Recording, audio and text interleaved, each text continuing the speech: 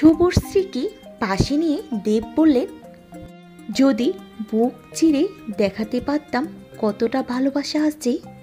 আর দেবের মুখে এমন কথা শুনে অনুষ্ঠানে থাকা দর্শকদের আনন্দে উচ্ছ্বাস শুরু হয়ে যায়। মঞ্চে তারকা জুটিকে একসঙ্গে দেখে উচ্ছ্বাসে ফেটে পড়ে উপস্থিত দর্শকরা।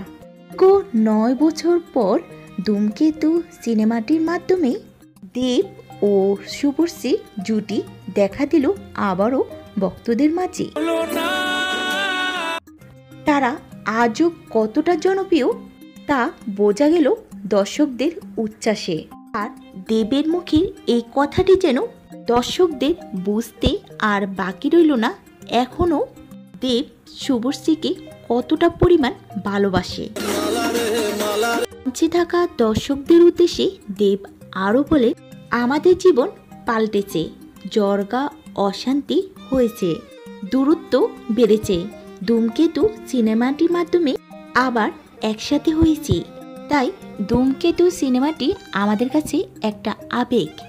আমি যদি বুক চিরে দেখাতে পারতাম কতটা ভালোবাসি, কথাটা বলে সকল দর্শক ও অনুরাগীদের উদ্দেশ্যে ধন্যবাদ জানান এই তারকাটি।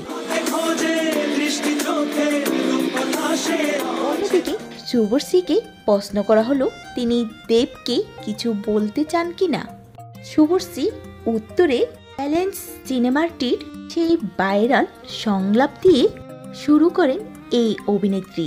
বলেন, আমার সঙ্গে বন্ধুত্ব করবে? হেসে ওঠেন সকলে। পাল্টা দেব বলেন, কেন?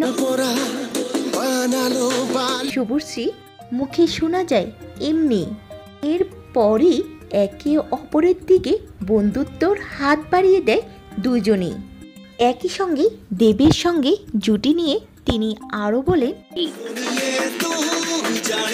আমি এবং দেব আমাদের জুটিটাকে বাঁচাতে কখনোই খুব বেশি চেষ্টা করিনি। জুটিটা বেঁচে আছে তোমাদের ভালোবাসা সব রকম অনুভূতিতে। এই সময় শুভশ্রী দর্শকদের উদ্দেশ্যে ধূমকেতু নিয়ে বলেন, সব কিছুর একটা নির্দিষ্ট সময় থাকে। 9 বছর পর ধূমকেতুর সেই সময় এসেছে।